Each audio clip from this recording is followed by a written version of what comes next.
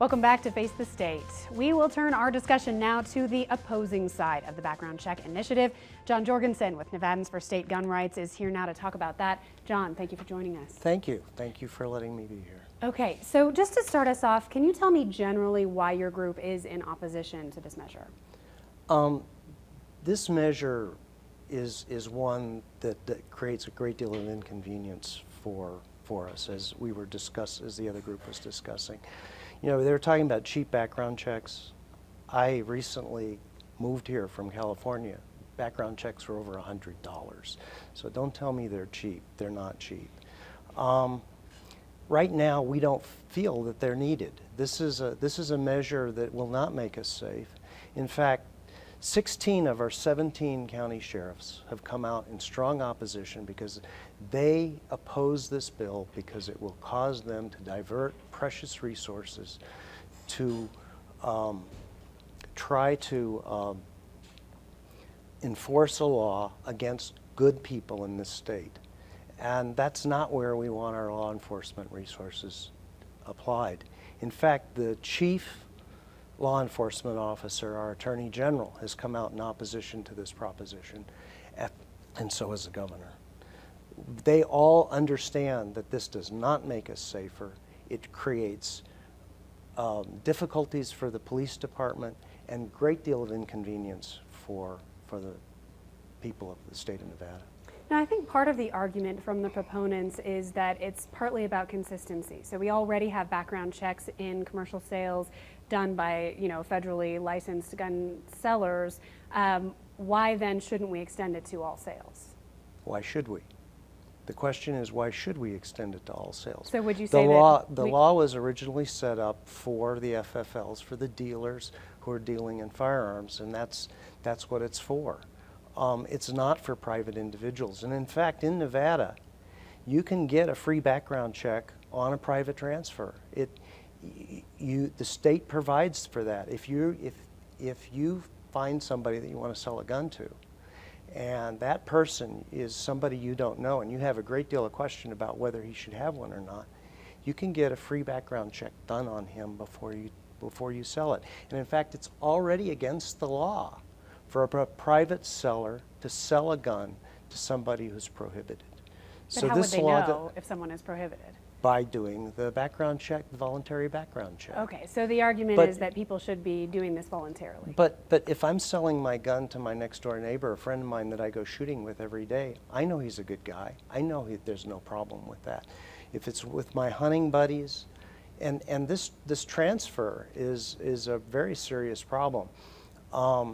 I've read the language of the proposition, and the way I read it, it says, for me to loan you a gun, we have to go to a range.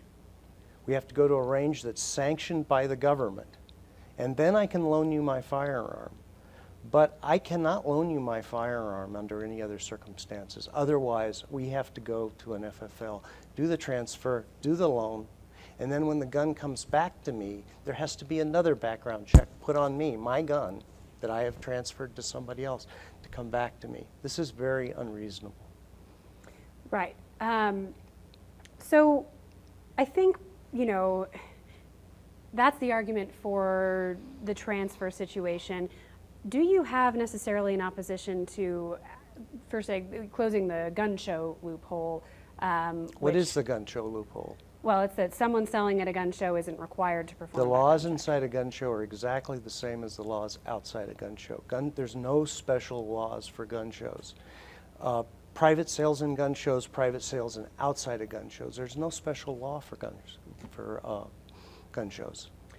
It's splitting hairs a little bit, though, because what really is the difference between a retailer selling a gun at a gun show versus a retailer selling a gun in a store? I'm selling my piece that's my private property. So this is not only just Second Amendment rights, it's property rights. And I'm providing that piece of property to somebody else. So it's different than a retailer. These people are not people that are in business to sell firearms. They're selling off pieces of their collection and or trading them because somebody's got a rifle they like better and vice versa. So they trade. That's the kind of activity we're talking about. And I don't think sticking an FFL in the middle of that is going to do anything to help us right now. I mean, the background checks as they are right now don't work that well. If we really wanted to fix the background check system, then we would do those things necessary to get people who are truly should be prohibited on the list. Right now, there's large numbers of people that are not on the list. Look at the folks that committed the heinous crimes in San Bernardino and Florida, and right after Oregon passed this universal background check, somebody passed a background check and went and killed 9 people. So the background check system is flawed, it needs to be fixed, and if that was what this proposition was about, we'd be supporting it, because we do not want prohibited people from being able to get firearms. That is clearly an issue of safety for Nevadans. Okay. I went to do a little research on this online, and I found a website called armslist.com. It's basically a Craigslist for selling firearms and accessories. I searched Nevada, and I found more than 100 entries of private citizens looking to sell firearms. And it says pretty specifically on the majority of these entries, no questions asked, just requires a Nevada ID and a willingness to sign a private bill of sale. So while the system may exist to do background checks as a private citizen, it seems as if many people aren't doing it. If you look at there was a recent study, University of Chicago, where they interviewed criminals who were getting firearms. Criminals get their firearms on the street, as you had mentioned earlier in the show. They get them from the dealers who deal in stolen goods, that deal in drugs. They get their firearms from them. They don't buy their firearms on the internet. They don't buy their firearms at gun shows. And frankly, I don't know of those that you were mentioning, but in all of those cases, if they are selling that firearm to somebody who is prohibited, they're breaking the law and they're committing a felony. So the law is already there that prevents people from doing it. Why don't we just enforce the laws we've got? Okay. One of the arguments from the proponents of this is that if it prevents even one shooting, it's worth the inconvenience to law-abiding gun owners. What is your response to that?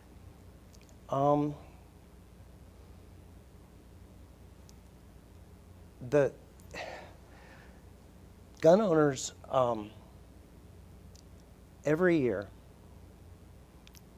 there are between 600,000 and 3 million, and we don't know the exact numbers because this data comes from polling. And this data was confirmed by the CDC study that Obama had ordered last year, or a couple years ago. 600,000 to 3 million uses of a firearm to prevent a crime, save somebody's life, to prevent a crime, by private users, by private owners of firearms.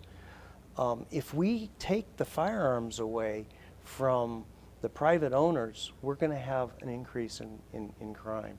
We've seen gun ownership more than double in the last 20 years, and homicide rates have over that period of time. It's not all due to the private gun ownership, it's also due to good policing. But right now, we need to encourage people to be able to defend themselves.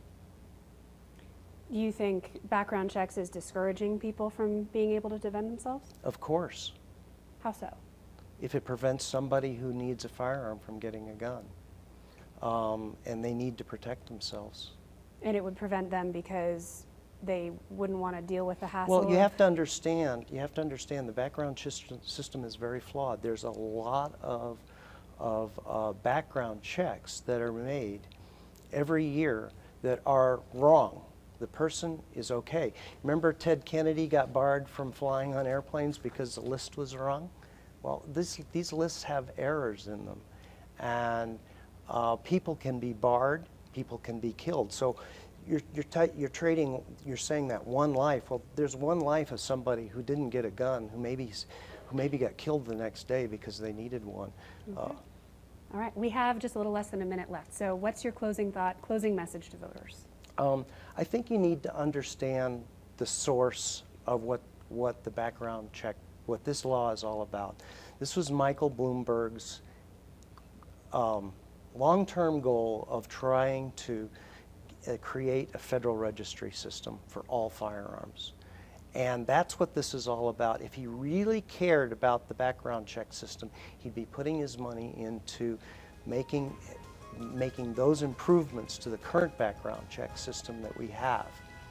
Okay, John, thank you so much for your Thank time. you. I sure do appreciate it. I appreciate it. Well, that is it for this episode of Face the State. But for more information on all of this, just head to our website. That's ktvn.com. Thanks for being with us. We'll see you next week.